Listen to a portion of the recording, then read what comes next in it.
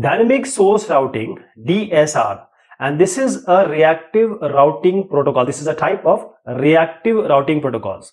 Reactive means whenever there is not a demand, nothing is going to happen. Whenever there is a demand, then the route discovery will happen. So there are two things: route discovery and route maintenance. In route maintenance, only the route error, broken path will be broadcasted or being exchanged. But in route discovery, there are two things. First is route request. That is, if source has to send something to the destination, then it will find out the path, broadcasting to everyone.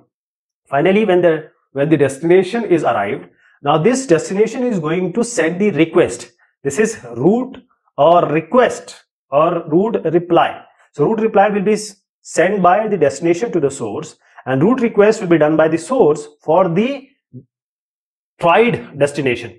Route maintenance, as I said, if there is a broken link, then there will be node will know each other. They will send that, okay, this part or this path is broken. This is broken link for route maintenance. But we will concentrate on route discovery. This is a on-demand protocol. There is no table, there is no information a priori. Only whenever there is a requirement, whenever there is a situation, then only things will start. People or the node will start the way of finding the destination or sending the information to destination. Source node will initiate route discovery. As I said, route request, source node will flood the route request in the network, and then the broadcast method use it broadcast method broadcasting to everyone to send route request. The sequence number is used to identify the request to avoid looping. I'll tell you the way. So every time because it is broadcasting, so everything will be looping. The packet will come again and again. So that is why. Now, as I said, route reply will be there. The indenter, that is the source who has started, will get a route reply from the destination, and this route reply, it's like a acknowledgement that this is the path you must use so that you can connect me or you can send the data. The receiver uses the reverse path order which is being there in route reply to send the required data. Source use the received path to send data. So now it knows the path because route reply and route request has been done. Route reply is also done. So now this is the route which is now with the source. Now it has known now it has made a table. Now it has a table, routing table. Route, this may be saved in the cache so that it may be used for further use. Information can be kept so that whenever I want to send something to the destination, I don't want to discover it again.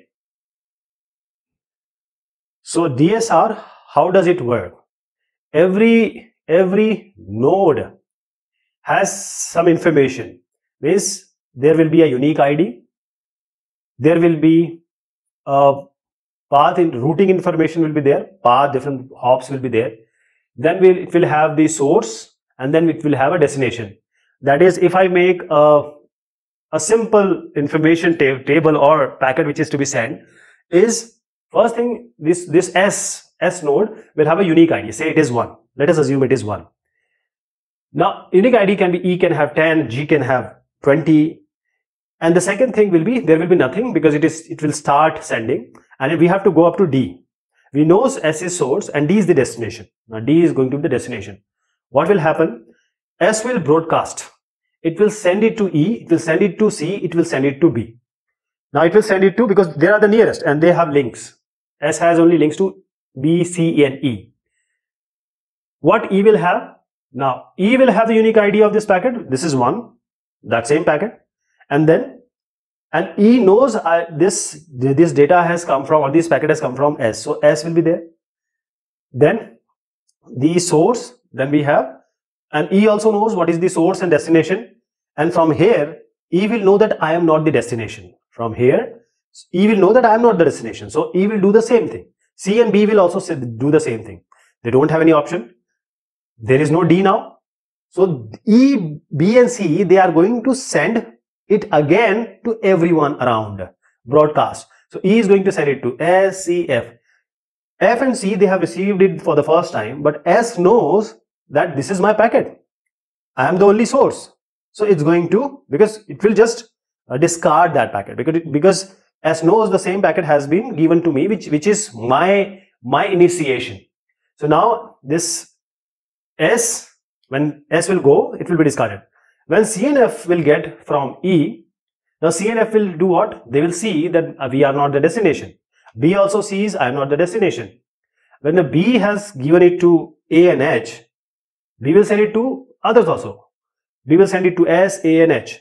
Now B will, as it sends to say S will say, this is the same thing you are sending me, it will discard it. Now A, it will come, A say, I don't have any link. H will come, say, okay, I don't have any link which is connecting to D. I have no D there, so it will just discard. But every time it is going to discard this broadcast. Now, if, let me tell you again, if the same thing will come, it is being discarded. If the node is not the destination, it will broadcast. It will send it to everyone there. Now here, E will send it to F and C will send it to G. Now F will do what? Same thing it will do. It will send it back to E, J and G. And G will also do same thing. G will send it to C, F, K and I. Now here, G, when it sends to I or K, same thing is going to happen. And when G will send to C, C is going to discard it. Because C will say, I have only sent it. Now coming to this F and G. So now the information is like this. F knows that the unique ID is 1 from S, and now the path is S and this E.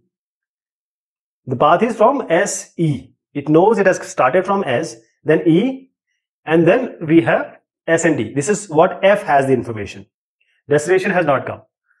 Now this will again go to J and K. Now J will do what? J will send it to D, K will also send it to D. Now J and K will also send it back to G also. J will also send it back to F. But J and K, now as they know that this is D, because now the information is that destination is received. Destination will just get it and it will see, oh, I am the destination. Thank you so much. You gave me this packet. So now there is a path S, C, G, K, D and S, E, F, J, D. So now D is going to take, I'll always remember, we don't write full path. We only write E, F, J and C, G, K, because we already know S and D is the source and destination. So source and destination is nodes. Only in between nodes or hops are presented here. Now D knows, oh, thank you so much. I have for the packet, I am the destination. But J is not going to stop. J will send it to M and M will going to be sending it to L and then L is going to stop, right? So finally this J, it will go to M and L. That is, it's not that J has sent it to D and it will stop. J will again send it to M. Now D has two options. D has two options. S, E, F, J, D, source and destination. And now there is another path which is S, C, G, K, D. Now D has two options. It can be this one, it can be this one. Now D can take any one of these. D will accept whatever it intends to on the best possible way. So it will say, okay, I will take the path S, E, F, J, K, F, J, D. Now there is only the route discovery happen. Route request is completed. D will say that, okay, S is asking for me. Thank you so much. And now I will again acknowledge it to S that this is the path. Now route request is done. Now route reply will take place. So D will send a route reply, sending it to S, telling S that this is the path you must follow if you want to send me something, if you want to send me some data or information. So this is the path. D is going to send it to S. Now S knows. So whenever S is now going to connect to D, it will never take S, C, G, K, D path, because D has told S that E, F, J is the path you must adopt.